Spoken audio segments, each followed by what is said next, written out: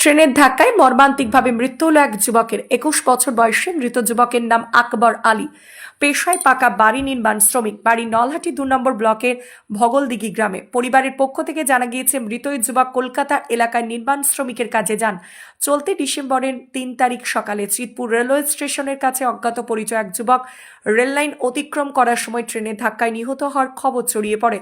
ঘটনার খবর পেয়ে এদিন চিতপুর রেল পুলিশের কাছে অজ্ঞাত পরিচয় হিসেবে এক ব্যক্তির কেস নথিভুক্ত হয়। একই সঙ্গে মৃতদেহটি ময়না তদন্তের জন্য আরজিকর মেডিকেল কলেজ ও হাসপাতাল মর্গে পাঠানো হয়। অপরদিকে পরিবারের কাছে ছেলের মৃত্যুর খবর আসে।